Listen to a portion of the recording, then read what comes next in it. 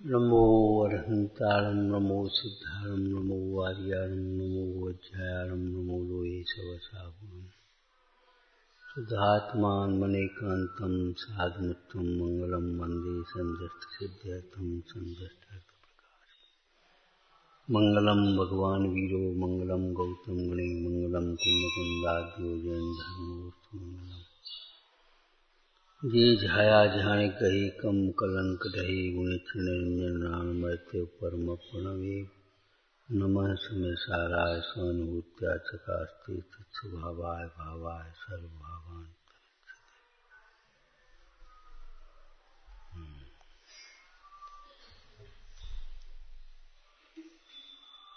जिस प्रकार अपना उपयोग निर्मल हो वह कार्य करना, सदैव स्वलक्ष्य रखना, पर लक्ष्य से कुछ भी करने योग्य नहीं है, दूसरों के लिए नहीं, और दूसरों के लिए कोई जीव करता भी नहीं।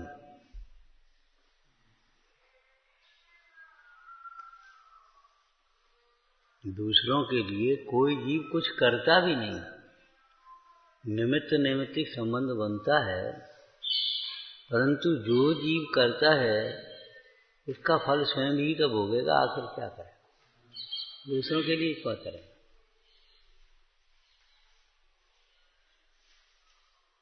जैसे पर का करता नहीं है, ऐसे पर के लिए करता नहीं है, संप्रदान भी है।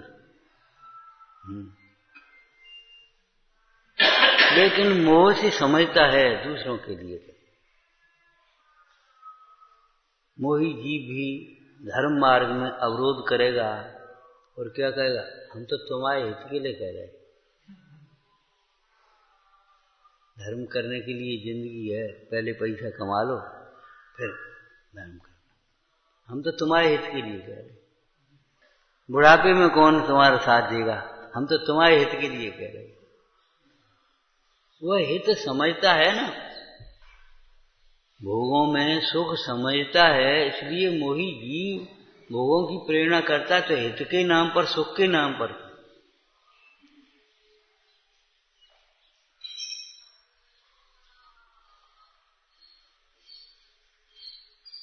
मोही जीव समझता है हम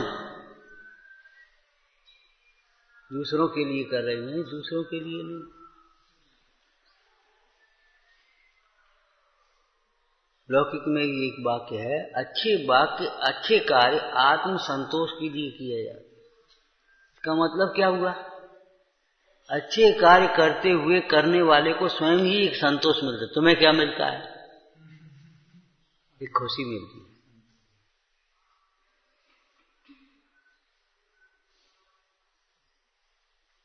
चलो ये काम हो गया, अपने को एक प्रसन्नता मिलती है। और अपने कर्तव्य का यदि पालन न कर पाए तो अपने को खेद रहता है, क्या बताएं, करने लायक काम नहीं कर पाए।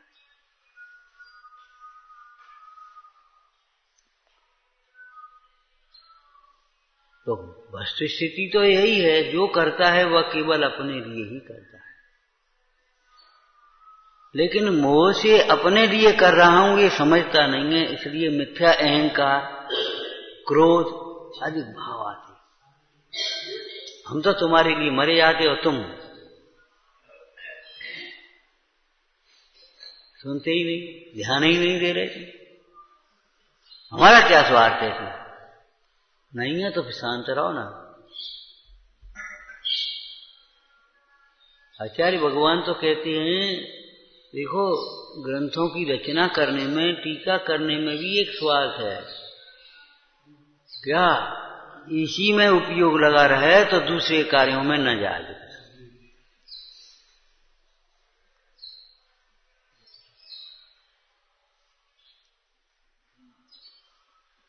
तो उपयोग निर्मल यदि रखना है तो एक नियम बना देना, कोई भी कार्य दूसरों के लिए नहीं। एहसान कभी भाव नहीं आएगा, अभिमान का कभी भाव नहीं आएगा, धोखा देने का भाव नहीं आएगा, मिलावट का भाव नहीं आएगा। मन पूरा जीवन प्रामाणिक हो जाएगा। स्वलक्ष्य से ज्ञान सम्यक होता है। विनय भाव, विशुद्धि, लगन, पुरुषार्थ होने पर ज्ञान का क्षोभक्षम तो बढ़ सकता है, लेकिन स्वलक्ष्य हुए बिना ज्ञान सम्यक नहीं होता। देखो, क्षोभक्षम का बढ़ जाना अलग बात है और ज्ञान का सम्यक होना अलग बात है। जब स्वलक्ष्य होता है, स्वसन्मुख उपयोग होता है, तब ये ज्ञान सम्यक होता है।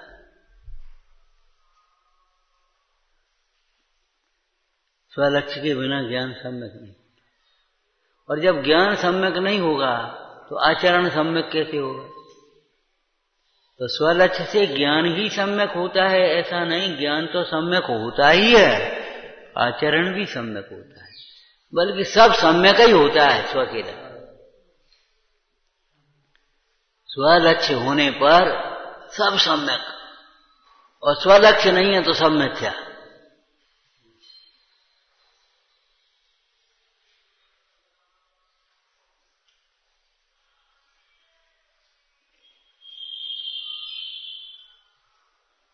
उपयोग निर्मल हो वह कार्य करना, कैसे करना? कि प्रत्येक कार्य स्वलक्ष्य से करो।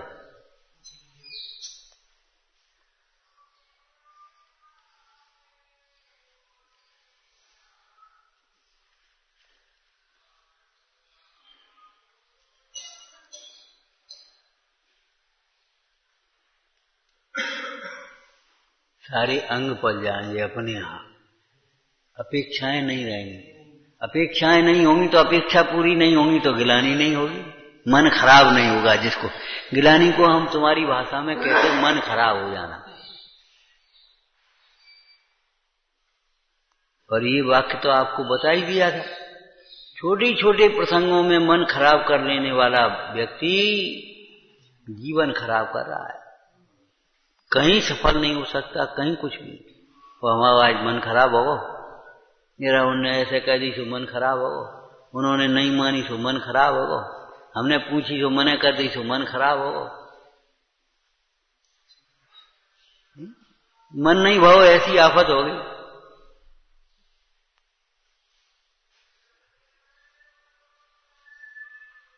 मन के संबंध में तो नाटक समाचार में लिखा, अनादि ही को चंचल है और ही को वक्र है। मन की क्या सोचते हो? मन तो बंदर है। ये कहकर के भी अधूरा कथन है, ये मन तो बंदर समान है कहकर के उपदेश क्या दिया आचार्य भगवान ने आत्मानुशासन। ये मन तो बंदर के समान चंचल है, इसलिए इसको श्रुत ज्ञान रूपी बगीचे में लगाओ। कभी कथा पढ़ो, बैठ जाओ, मन लगेगा।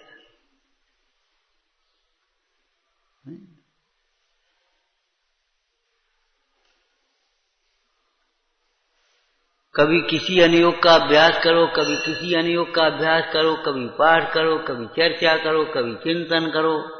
ये मन लगाने की तो सारी उपाय हैं।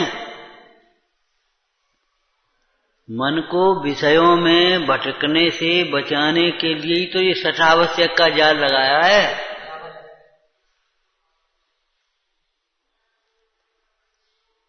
स्वाध्याय से अति चंचल मन भी एकाग्र होता है, ये समझ लेना चाहिए।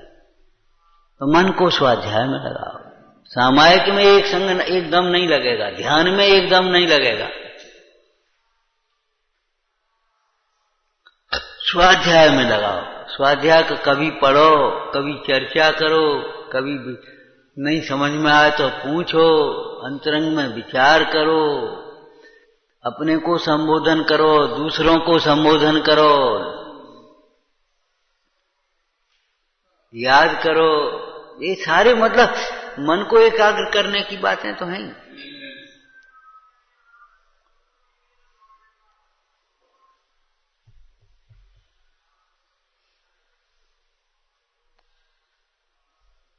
स्वलक्ष्य से आत्महित पर दृष्टि रखना और आत्महित की दृष्टि, आत्महित के लक्ष्य से आत्महित की सिद्धि कैसे होगी? शुद्धात्मा के आश्रय से होगी। श्री शुद्धात्मा पर दृष्टि रखना, लक्ष्य उसका बनाया।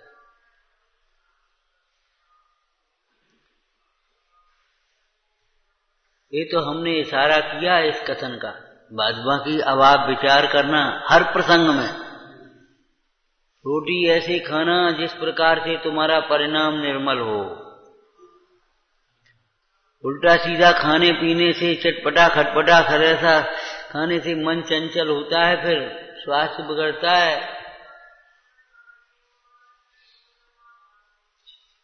सात्विक आहार करो, शांतता से आहार करो, नियम पूर्वक आहार करो, व्रत पर संख्यान, नियम पूर्वक।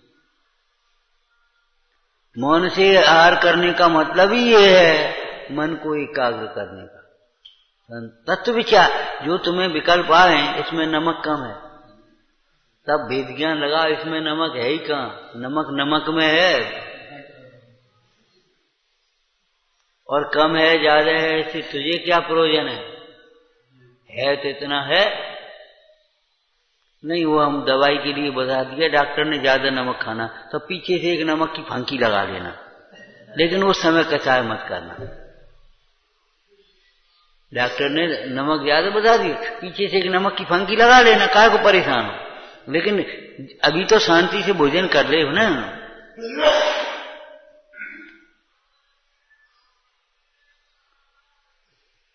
आहार देखने का मतलब आहार देखना नहीं, आहार देखने का मतलब यह है आहार कैसे किया जाता है। चलो आहार देखना, देखो सुधे सुधाए भोजन को भी शोध रहे। इनकी मुद्रा पर खीर आ गई तो एकदम जे ऐसा नहीं चेहरा खिल गया, वह आनंद आएगा। चेहरा रूखी रोटी रख दी हो तो ये नहीं है उनको मन में खराब विकृत हो गया।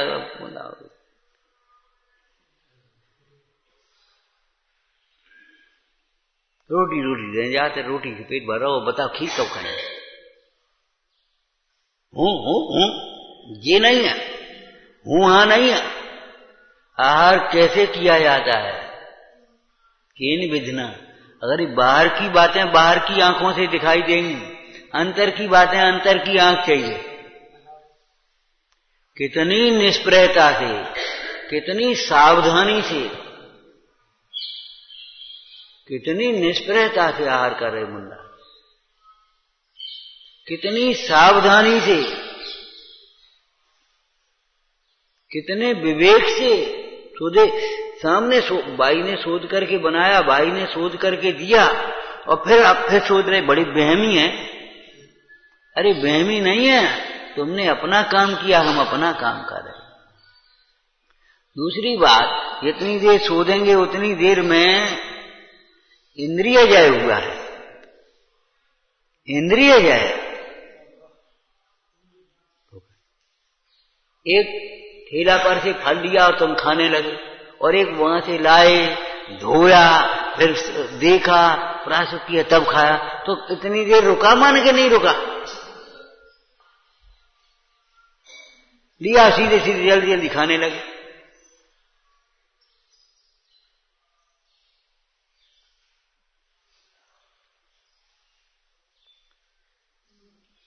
प्राण संयम भी है, इंद्रिय संयम भी है, इंद्रिय संयम होता है।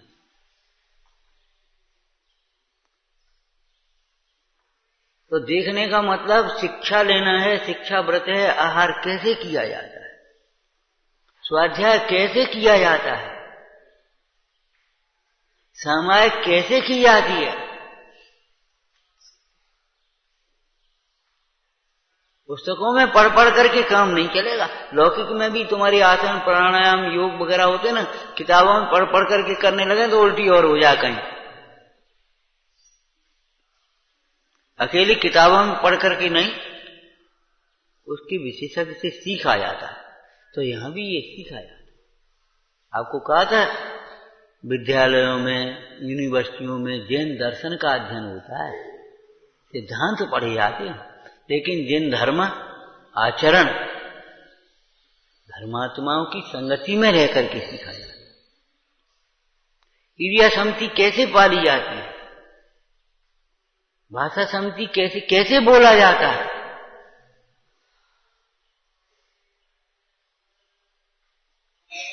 राग द्वेष से रहित कैसे हुआ जाता है,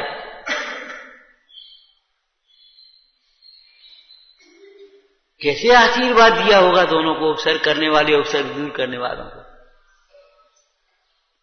शील की रक्षा कैसे की जाती है, सीता से सीखो। अपने नियम संयम में दृढ़ कैसे रहा जाता है, उपसर्ग करने वाले उपसर्ग में उपसर्ग विजयी इन योगीश्वरों से सीखो।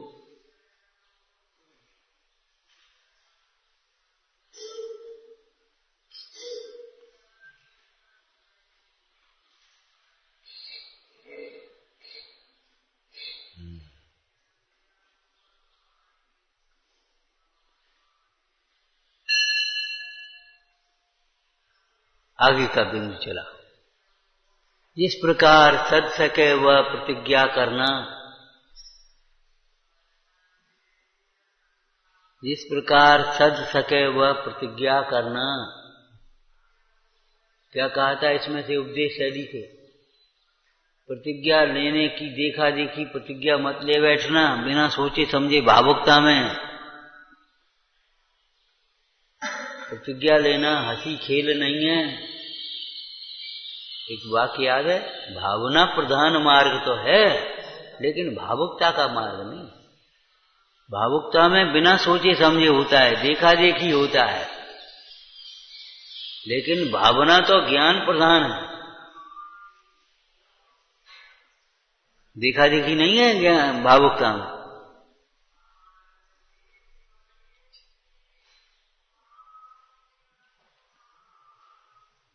सद सके सो प्रतिज्ञा करना। प्रतिज्ञा लेने के समय ही ये सोच लेना ये प्रतिज्ञा सद पाएगी कि नहीं सद पाएगी। प्रतिज्ञा ऐसी प्रतिज्ञा करने की विधि क्या होगी? निश्चयाभास के प्रसंग में टोडरमल जी ने प्रतिज्ञा की सावधानी भी बताई है और साथ में क्या 3 बार कहा, प्रतिज्ञा अवश्य करना, प्रतिज्ञा अवश्य करना, प्रतिज्ञा अवश्य करना। क्यों? कि प्रतिज्ञा लिए बिना परिणाम नहीं रुकते।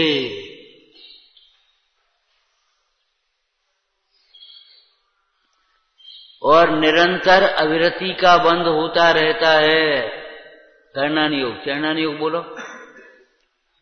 निरंतर आशा बनी रहती है और उस प्रकार का प्रसंग बने तो तद्रूप परिणाम हो जाते हैं। अब अपन को त्याग तो है नहीं, चलो ठीक है कोई बात नहीं, उस रूप प्रवृत्ति हो जाती है और त्याग उस प्रवृत्ति को रोकता है। हमें तो त्याग में बल है, इसलिए प्रतिज्ञा अवश्य करना।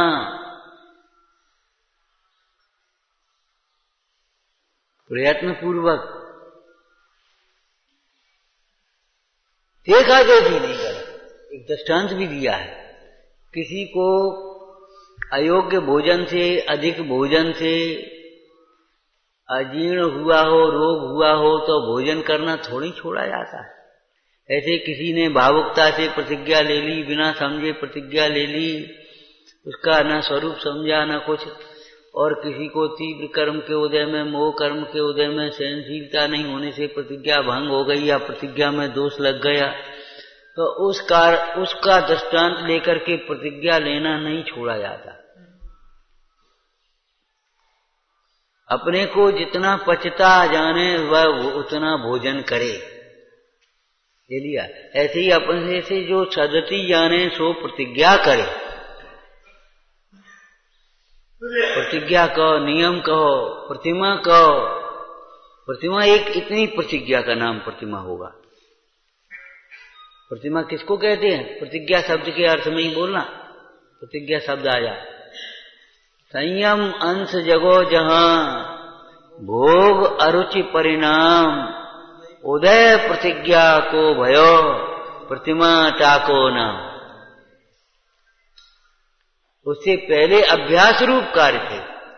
तीसरी प्रतिमा से पहले सामायिक नहीं करता ऐसा नहीं है, चौथी प्रतिमा से पहले पुरुषोपवास नहीं करता ऐसा नहीं है, छठवीं प्रतिमा से पहले रात्रि भोजन करता होगा ऐसा मत समझ लेना, रात्रि भोजन की छुट्टी है ऐसा नहीं है। लेकिन प्रतिज्ञा उदय प्रतिज्ञा को है, और वह 9 कोटि से प्रतिज्ञा की।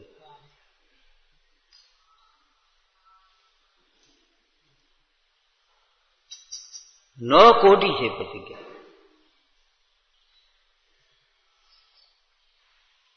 तो प्रतिज्ञा अवश्य करना। तीसरी बात और क्या लिखी है?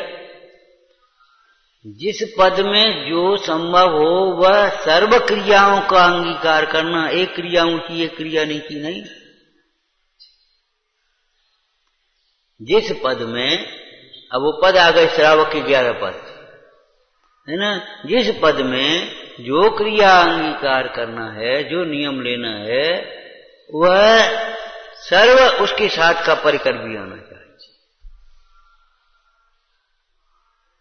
पूर्व के गुणों सहित। जैसे मान लो कोई व्यक्ति 3 काल सामायिक की प्रतिज्ञा भी कर रहे वह, तो तीसरी प्रतिमा नहीं हो जाएगी। जबकि 12 व्रतों की, 5 अनुव्रतों की प्रतिज्ञा, उसकी रक्षा के लिए गुणव्रत और शिक्षा व्रत का अभ्यास ये नहीं होगा तब तक तीसरी प्रतिमा थोड़ी हो गई। फिर एक प्रश्न भी उठाया, ऊंची भूमिका वाला त्याग नीची भूमिका में बनता नहीं है, कोई दोष लगता है, तो फिर नीची भूमिका वाला त्याग करे कि नहीं करे, प्रतिज्ञा करे कि नहीं करे? उस पद में जिस प्रकार का त्याग संभव हो उस प्रकार का नियम लेवे, प्रतिज्ञा करे।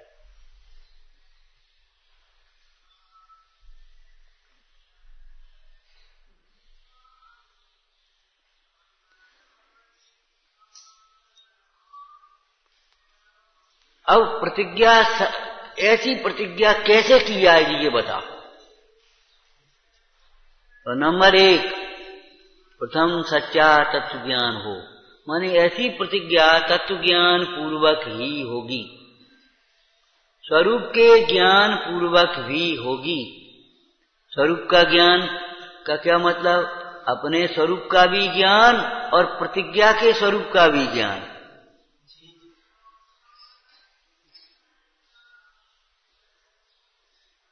तत्व ज्ञान का मतलब अपने स्वरूप का भी ज्ञान और प्रतिज्ञा का भी ज्ञान, प्रतिज्ञा के फल का भी ज्ञान, प्रतिज्ञा लेने की विधि का भी ज्ञान, प्रतिज्ञा पालने की परिचर्या का भी ज्ञान, उसके अतिचारों का भी ज्ञान, उसके प्रायश्चितों का भी ज्ञान।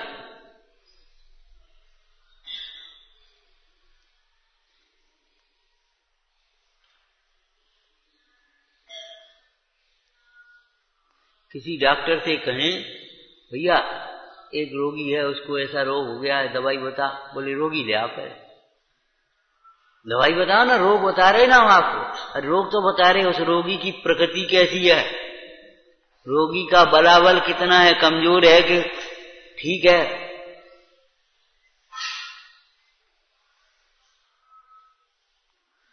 उस हिसाब से मात्रा अनुपान सब सिद्ध किया जाएगा। बिना रोग के हम कैसे कर, ऐसे थोड़ी होते। ऐसे ही कितनी प्रतिज्ञा करना, कैसे प्रतिज्ञा करना, ये सारा का सारा समझ की बात है। हीन संगनन है, बुद्धि कम है, संयोगों की प्रतिकूलताएं हैं, इसलिए बहुत विवेक पूर्वक अपने बल से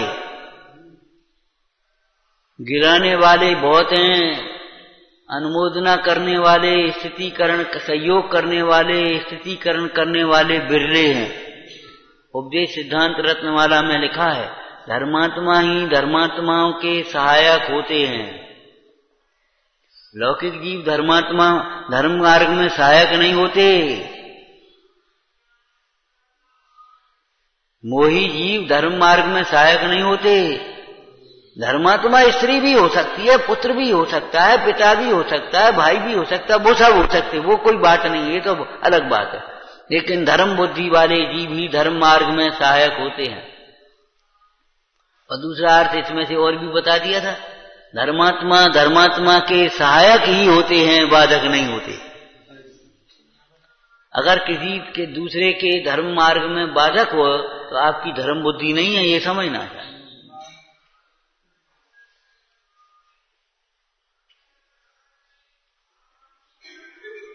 अपना नियम तो नियम लगता है और दूसरे का नियम कुछ नहीं। ऐसा नहीं है। आप मौन पूर्वक भोजन करते, दूसरा मौन पूर्वक भोजन करता है, तो दूसरे को भोजन कराते समय भी आपको उसका पूरा ध्यान रखना है, उसको बोलना ना पड़े।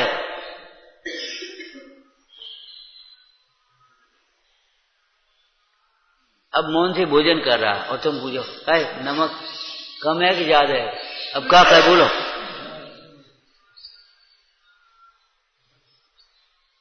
तुम चाख लो पहले और हम क्या करें।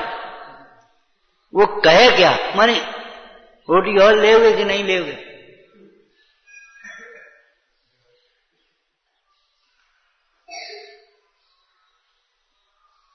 मतलब मुंह से नहीं बोले, इशारा करे, तुम क्या चाह रहे, बुलवाना चाहते जबरन।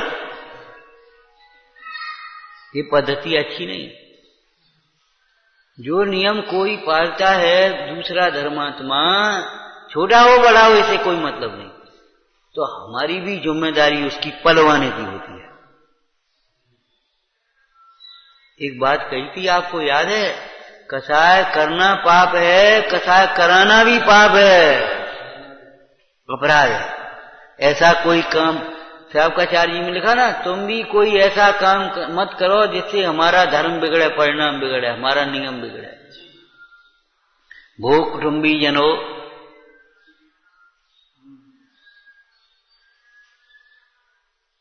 अब सभी तो कर रहे हैं, तुम्हें क्या होगा, तुम का अलग हो,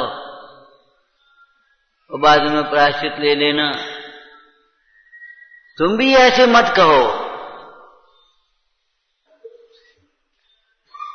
अब घर ही रहेगा, करो, अब बात कहाँ जाओगे, क्या करोगे, को पूछेगो, क्या होगो, कहाँ घर घर रोटी खाते फिरोगे। ऐसा घर ही रहो अपने। अरे भैया घर घर रोटी, मुन्नाज रोटी घर घर भोजन करते कि नहीं करते, ये कोई बात नहीं। भोजन कराने में दीनता नहीं आना चाहिए, वो अभिमान नहीं आना चाहिए, और करने में दीनता नहीं आना चाहिए। देने में अभिमान नहीं आना चाहिए और लेने में दीनता नहीं आना चाहिए। लेकिन जिनको देने में अभिमान आता है उनको लेने में दीनता आएगी, नियम है ये।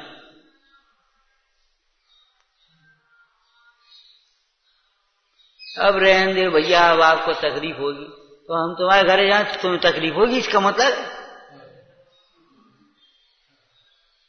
मतलब क्या है। हम तुम्हारे घर पहुंच गए अगर, तो तुम्हें तकलीफ होगी। अरे साहब काय की तकलीफ, तो फिर जब तुम्हें तकलीफ नहीं तो उसे कैसे तकलीफ होगी तुम्हारे यहां, ये बता। क्यों भाई, बता, सोचो।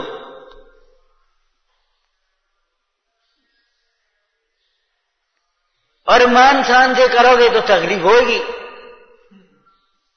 सहजता से, सरलता से, विवेक से करोगे तो कोई तकलीफ नहीं होगी। रोज आहार देना पड़े, रोज, तो कोई तकलीफ नहीं होगी। और 2 दिन अगर आप मान शान से करोगे, तीसरे दिन तकलीफ हो जाएगी। आवाज तुम ही कर दियो, अब हम ही रह गए और कोई नहीं है का। क्यों? आपने अपनी शक्ति को छुपा, शक्ति से ज्यादा दिखावा किया ना आपने। अब ये चलो भोजन करो, जो अपन बनो सो भोजन कर, रोज करे, कोई फर्क नहीं पड़ता। और तुमने आज 3 सब्जी 4 सब्जी बनाई। एक महाराज जी थे, अब तो शांत ही हो गए, बहुत दिन हो गए, तो एक घर भोजन करने गए। सामान्य ग्रस्त था, हलवा फलुआ कुछ बना दिया उसने, बड़े बादाम फादाम का, तो उन्होंने लिया नहीं। तो महाराज हमने बहुत मन से बनाओ तो तुम रोज हलवा खाते हो। सीधा महाराज ने प्रश्न कर दिया बाद में, महाराज ये तुम रोज हलवा खाते हो, जब तुम नहीं खा सकते हो, तुम नहीं खवा सकते, हम क्यों खाएं। इनके घर में रोज हलवा बनता है, हम खा लेंगे, कोई बात नहीं, हम भी एक दिन ले लेंगे, कुछ परेशान नहीं। लेकिन जब तुम अब हमारे लिए अलग से बना रहे हो तो कैसे काम चलेगा। हम ये नहीं कह रहे बहुमान से, भक्ति से भोजन मत कराओ, जो है रूखो सूखो वही रख दो, ये नहीं कह रहे हम।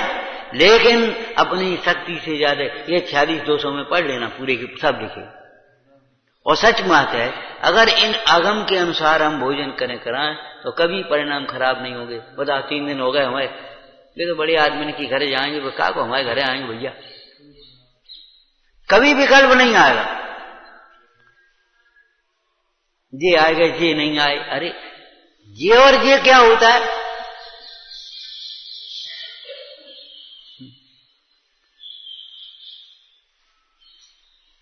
तो ध्यान रखना, कसाय करना जितना अपराध है, कसाय कराना भी उतना ही अपराध है। रोज रोज वही गलती करो, रोज रोज वही काम करो, जानबूझ के वैसे ही खटपट करो और फिर कसाय करते हैं। ये गलती तुम्हारी है।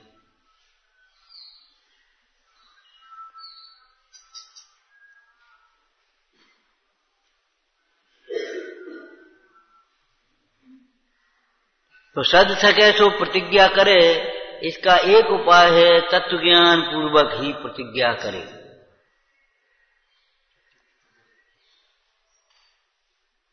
अरे सच्चे ही तत्व ज्ञान को सच्चा कहते भैया, ज्यादा काय को ओवर है। सच्चे क्या झूठे तत्व ज्ञान को तत्व ज्ञान कहेंगे?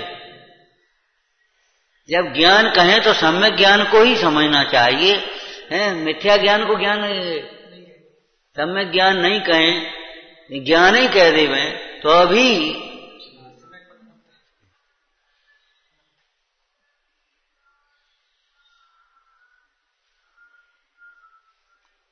वीतरागी जिन धर्म की जय। अरे तो जिन धर्म की जय कह दें तो भी वीतरागी है भैया, कोई बात थोड़ी है। मीठी मिश्री लिया, अच्छा मिश्री लिया, कब फर्क पड़े हो हमें बता। मीठी मिश्री लाइयो, तो मिश्री तो मीठी ही होगी, मीठी नहीं होगी वो मिश्री क्या होगी? हमें सारजी की टीका में से बोलना इस चर्चा को। ऐसे ज्ञान को हम ज्ञान कहते ही नहीं है जो ज्ञान आश्रमों से निवृत्त न हो।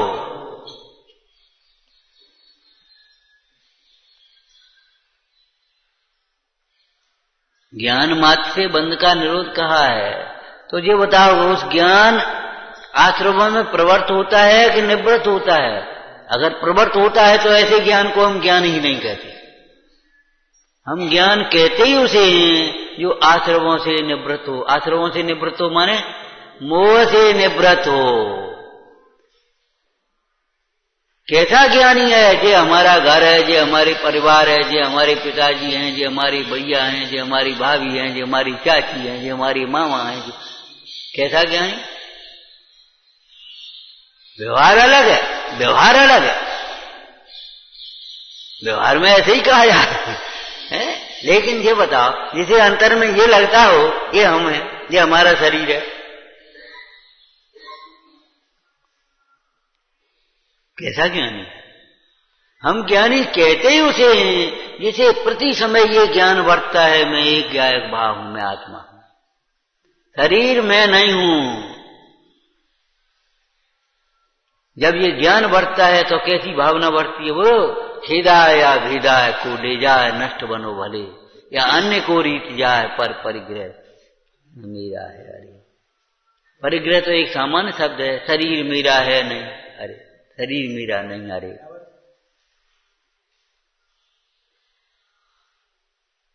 मन है क्या करेंगे इसमें? आश्रमों से निवृत्त माने मोह से निवृत्त। तो वो घरे जाने, घरे देखने, वो ऐसो होगो, बिन में वो होगो, बिन में वो होगो, और बस बड़े ज्ञानी हम ज्ञानी है। ये मोह ज्ञान कहां से आ गया? देह को अपना मानने वाले जीव को, देह के संबंधी जीवों को अपना मानने वाले जीव को धर्म का प्रारंभ नहीं होता। धर्म की बढ़ने की बातें बहुत दूर है। अरे मिथ्यात्व के नाश के बिना धर्म का प्रारंभ नहीं होता, हमने उसका अर्थ कर दिया और क्या किया? अब तुम मिथ्यात्व के विनाश के बिना तुमने मिथ्यात्व माने कछु समझ ली, बस हो गया।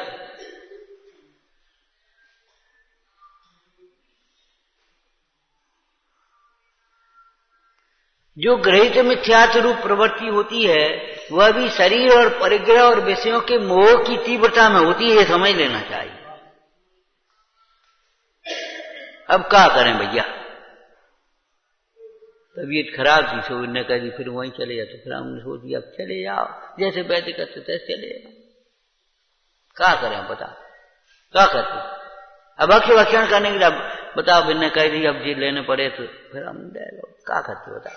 एक शरीर के प्रति जो मोह है, शरीर में एकत्व बुद्धि है, वही तो सारी प्रवृत्ति को विपरीत कराती है और काय को करा रही। अब मोह की तीव्रता में ऐसा हो जाता है कि बाहर दिखने लगता है मिथ्या की प्रवृत्ति।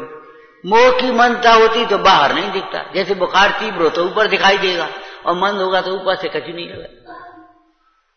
और है बुखार, वो टूटन पड़ रही है, वो भूख नहीं लग रही है, वो सब काम लक्षण है, लेकिन तीव्रता होती है तो ऊपर दिखने लगती। ऐसे ही मोह की कसायों की तीव्रता होती तो ऊपर दिखने लगती। टोडरमल जी की शैली में कहेंगे तो क्या कहेंगे? जिनाज्ञा भंग करके भी फिर अपना प्रयोजन साधना चाहेगा। मोह की कसाय की तीव्रता है, और कसाय की तीव्रता नहीं होगी तो जिनाज्ञा के विरुद्ध प्रवृत्ति करके अपना प्रयोजन नहीं साधने। देह को चलना हो चले, नहीं चलना हो नहीं चले, हम क्या करें? पैसा आना हो तो आए, नहीं आना हो तो नहीं आए, हम अन्याय तो नहीं करेंगे, अभक्षण तो नहीं करेंगे। भयासा स्नेह लोभाश्च,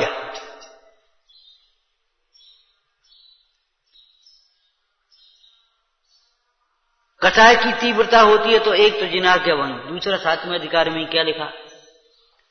कसाय की पीड़ा होती है तो फिर पर जीवों को पीड़ित करके भी अपने प्रयोजन की सिद्धि करना चाहता है। अगर कसाय की मंदता होगी तो पर द्रव्यों को, दूसरे जीवों को पीड़ित करके अपने काम की सिद्धि, दूसरों को गिरा करके उठने की बात नहीं आएगी, दूसरों को दुखी करके सुखी होने की कल्पना नहीं करेंगे। कसाय की तीव्रता है। तीसरा इसी में मुख्य मार्ग प्रकाशक में,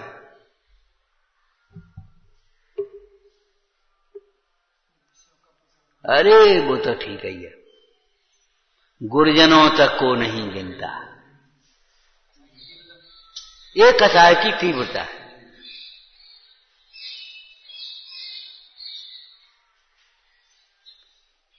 कसाय की तीव्रता के 3 प्रसंग आ गए। एक तो जिनाज्ञा भंग करके प्रवृत्ति करेगा तो कसाय की तीव्रता नियम से है। गुरुजन, तीसरे अधिकार में गुरुजनों तक को नहीं गिनता।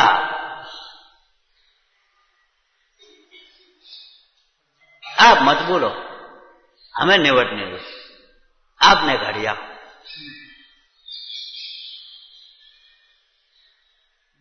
अरे बच्चा आग में कूदने जा रहा है, वो कह रहा है तुम हट जाओ। कैसे हट जाओ? ये कोई बात है?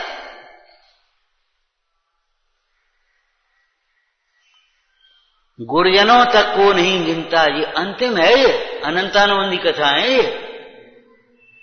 मंद और तीव्र की बात तो बहुत अलग है, अनंतानुबंधी है, गुरुजनों तक को नहीं गिनता।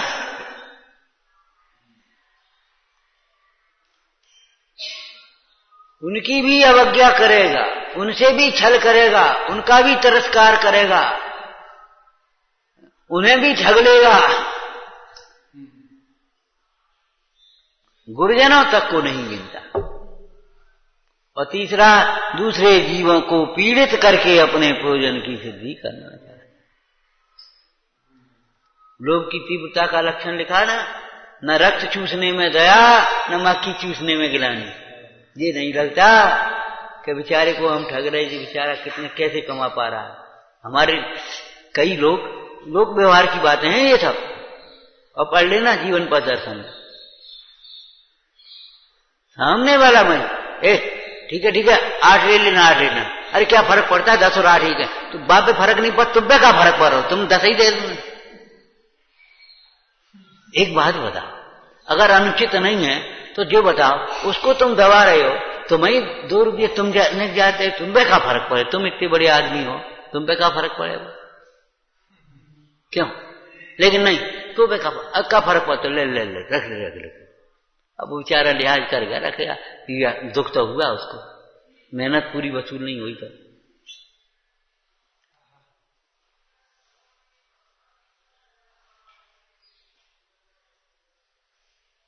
और वैसे मान शान में लाखों कमा देंगे,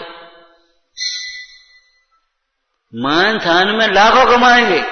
और वैसे दे रहा 2-2 रुपए पे 2-2 रुपए घिस सब्जी वालों से करेंगे, मजदूरों से करेंगे, बिन से करेंगे, वहां खींचेंगे, धर्म काम में करेंगे। कभी कहीं तो प्रसंगों में हम बोलियों में देखते हैं 51, 55, 61, 61, 65। अरे कहा तुम्हारा भाव आज तुम लेकर के आयो है, एकदम खत्म बोल दो, चलो भाई 71, खत्म हो गई बात। अब इतनी हमारी धमकी, अब ज्यादा से ज्यादा बोलने तो भैया तुम बोल रहे, तुम दे कोई बात नहीं, हम फिर देखेंगे ये 71 हम और काल तरीका से दान कर देंगे, क्या फर्क पड़ता। ये तो है धर्म बुद्धि। 1-1 रुपया, 2-2 रुपया, 10-10 रुपया, 5-5 रुपया और घंटन लगाएंगे और फिर गीत गाएंगे और फिर ये करेंगे। ये कसायों की तीव्रता के लक्षण है, मनता के लक्षण में पतो ही नहीं पड़ता। कसायों की तीव्रता हो तो भाई भाई के बंटवारे में दुनिया की पंचायतों हो जाओ, जे थाने तो वो हो जाए, तमाम काम हो जाए। और कसाय की मनता हो तो अरे क्या बात है भाई, यही तो है, ने ज्यादा होगा कम होगा, क्या फर्क पड़ता है, पतो ही नहीं पड़ो कब बंटवारो कहीं अलग अलग। अरे व्यवस्था नहीं तो अलग अलग रोटी होंगी और कछु बात नहीं,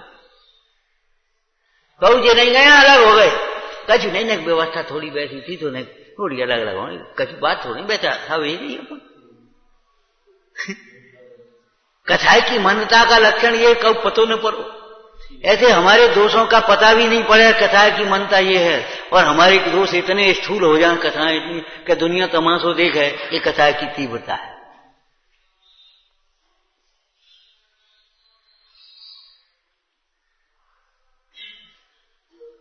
तो प्रतिज्ञा करने के लिए तत्व ज्ञान पूर्वक प्रतिज्ञा करें। अब हम क्या करें, तुमने तो एक तत्व ज्ञान की कल्पित मूर्ति गढ़ रखी है, बस उतने का उसका नाम तत्व ज्ञान मान लिया, बात बाकी सब अज्ञान। जबकि न साहित्य पढ़े न व्याकरण पढ़े, तस्य भाव तत्वम, उसके स्वरूप का ज्ञान जिसकी चर्चा करे। तुमने तो ऐसे मान लिया जैसे कोई अजीब तत्व ही नहीं होता हो, आश्रव तत्व ही नहीं होता हो, बंद तत्व ही नहीं होता हो। इससे हम बड़े हो गए, देखो ना हमने नहीं मानी, देखो हम बड़े हो गए।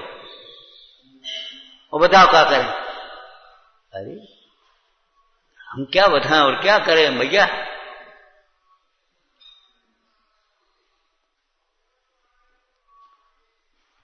तो तत्वज्ञान पूर्वक जब प्रतिज्ञा होती है तब ही जीव की प्रतिज्ञा सद पाएगी, और तत्वज्ञान के बिना प्रतिज्ञा होगी तो सद नहीं पाएगी। हम तुम्हारे ऊपर इतना वजन रख दें जितनी शक्ति नहीं हो, वो गिर ही जाएगा कहूं न कहूं, और फिर तुमने कहा गिरा दो तुमने, तो एक तो लाजगार हो जाओ तुम।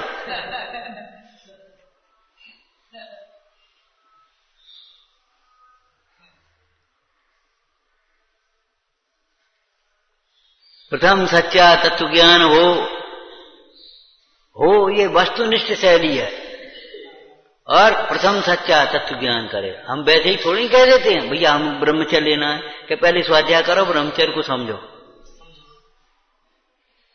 निश्चय ब्रह्मचर्य क्या है, व्यवहार ब्रह्मचर्य क्या है, ब्रह्मचर्य लेने की विधि क्या है, ब्रह्मचर्य के अतिचार क्या है, ब्रह्मचर्य के दोष क्या है, ब्रह्मचर्य न लेने के दोष क्या है, गुण दुख क्या है, और ब्रह्मचर्य लेने का फल क्या है, ब्रह्मचर्य की मर्यादाएं कौन सी हैं, बाधाएं कौन सी हैं। बिना समझे वैसे ही ब्रह्मचर्य ले लो हमने, कौन झंझट में पड़े, बस बाहरी बात। जो राग करेगा सो झंझट में पड़ेगा, राग नहीं टूटेगा तो ब्रह्मचर्य लेकर के भी झंझट में पड़े रहोगे। बेई वासना भीतर भीतर परेशान करेंगी तुम्हें, और ज्यादा तीव्र हो गई तो अनर्गल और लोकनिंद प्रवृत्तियां भी करने लगोगे। इसलिए सावधान, पहले तत्व ज्ञान करो, सबसे पहले तत्व ज्ञान कर, निर्मल भेद विज्ञान करो। ये पहले की और नहीं तो कोई श्रावकाचार या कोई मूलाचार ग्रंथ, माने मुनराज का के आचरण का ग्रंथ हो चाहे श्रावक के आचरण का ग्रंथ हो, पहले सम्यक दर्शन क्यों लिखते, सम्यक ज्ञान क्यों लिखते, उसके बाद अधिकार शुरू करते। तत्रादौ सम्यक्त्वम्, क्या कहा, तत्रादौ सम्यक्त्वम्।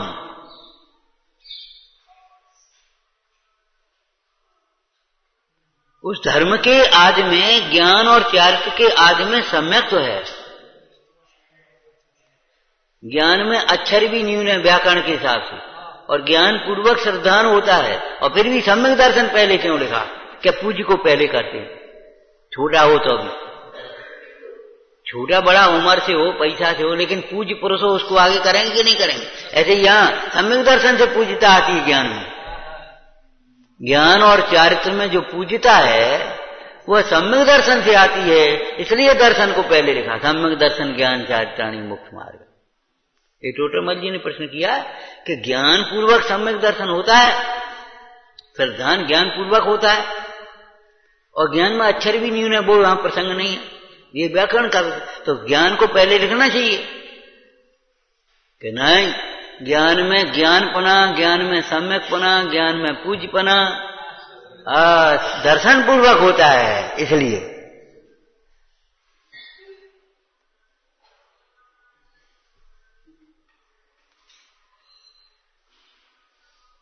तो प्रथम तत्व ज्ञान का अभ्यास करे, ये अभ्यास भी प्रतिज्ञा पूर्वक करे, ये जीवन तत्व ज्ञान के अभ्यास के लिए है। हाँ, इसकी भी एक प्रतिज्ञा है। अब इसको भी सोचे खूब, कहां तत्व ज्ञान का अभ्यास हो सकेगा,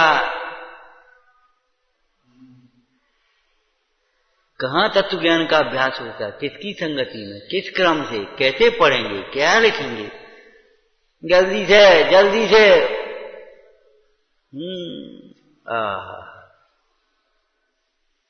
उतावलेपन से काम नहीं होता।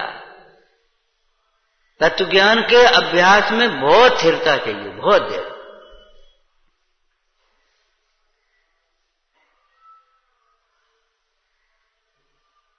अब आप प्रतिज्ञा आगे कर पाओगे, सम्यक ज्ञानी हो, बहुत दृढ़ चारित्र लिए, जो चारित्र की स्थिरता है ना, वो सम्यक ज्ञानी हो करके। तो पहले इसी की प्रतिज्ञा कर लो, फिर पहले यही कर लो, है क्यों भैया, वो फलाना बना मंदिर बनाना, शिलान्यास तो करो, तो शिलान्यास ही पहले कर लो ना, फिर क्या पहले जमीन तो ले, तो जमीन ही ले लो, तो पहला काम पहले करोगे कि नहीं करोगे। तो ऐसे ही पहले तत्व ज्ञान की प्रतिज्ञा करो। भावुकता में कार्य करने की बातें नहीं है, ध्यान रखना। देखा देखी कार्य करने की बातें नहीं है।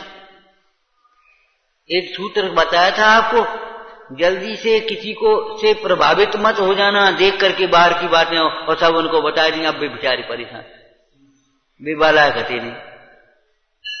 भावुकता से जल्दी से प्रभावित मत हो जाना, बाह्य क्रियाएं देखकर, बाह्य वेश देख करके, बाह्य क्षयोपशम देख करके, बाह्य शैली देख करके जल्दी से प्रभावित मत हो जाना, बड़ा खतरा है। वह चोर था, ब्रह्मचारी का वेश बना करके आ गया, बड़े बड़े उपवास, बड़ी निष्प्रयता की बातें, हमें कुछ नहीं, हमें क्या करना।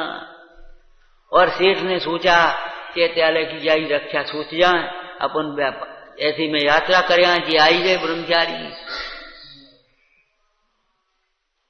और वो जैसे एक दिन नहीं हो पाया, तब तक ले गए मणि और भगा, और सेठ को उपभुवन का, तो भी धर्मात्मा सेठ ने उसका उपभुवन किया। देखो तो सही, उपभुवन ही नहीं किया, स्थितीकरण किया।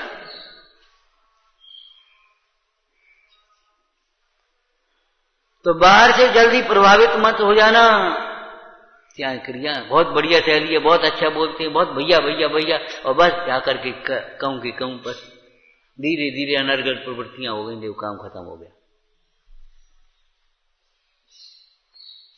मर्यादाएं सर्वत्र अनिवार्य हैं।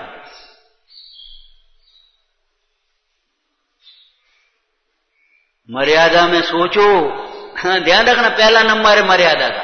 मर्यादा में सोचो। इनके बारे में क्यों सोच रहे तुम, इसके बारे में क्यों सोच रहे थे, कौन है तुम, क्या लेना देना तुम। लौकिक में कहे क्या बात कर रहे, क्या देख रहे, कछु नहीं देख रहे, क्या देख का रहे तुम, अपना रास्ता देखो।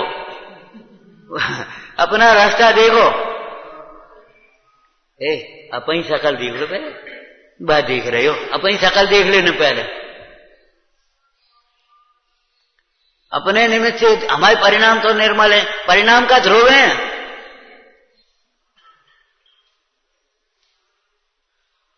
घी का बर्तन जमे हुए घी का बर्तन अग्नि पर रखो, 2-4 मिनट में दिखाई नहीं देगा कुछ हुआ है, लेकिन नीचे से पिघलना शुरू हो गया है। हो जाए तुम्हें कुछ।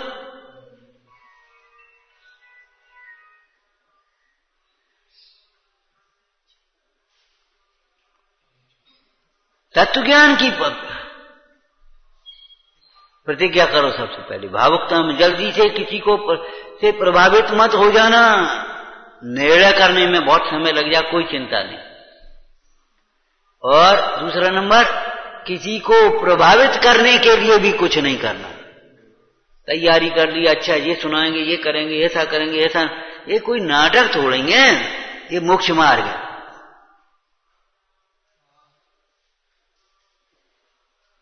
प्रभावित करने के लिए कुछ भी नहीं करना। जी कान ऐसे मत लगा लेना, कोई क्या कह रहा हो, बहुत अच्छे से सुनने के लिए, और ऐसे सुनकर के गुदगुदी मत पैदा कर लेना भीतर मन में। अपन कापी चाय का उसे चिचवाएगा बच्चा, अध्यापक से जपाओ तब पता पड़े कि कैसी है, सही है कि गलत है। अपनी परिणति को आगम से मिलाओ, चाहे किसी से नहीं। किसी को प्रभावित करने की कोशिश मत करना। जो है सो है हमारा। ये तो निर्गंथ मार्ग है, निरावरण मार्ग है। न छिपाने की बात है, न दिखाने की बात है। जो है सो है भाई। जितना राग है उतना राग है, क्या बात है। ग्रस्तो मोक्ष मार्गस्थो, ग्रस्त रहो, कोई दिक्कत नहीं है, लेकिन ऊंचे पद में रह करके नीची क्रियाएं मत करो। फिर ग्रस्तों जैसे सोच और ग्रस्तों जैसे भोग और ग्रस्तों जैसी सुविधाएं, ये नहीं, ये बहुत गलत, बिल्कुल गलत, धर्म की अप्रभावना का कारण है और तुम्हारी महाअहित का कारण है, कथा की तीव्रता है।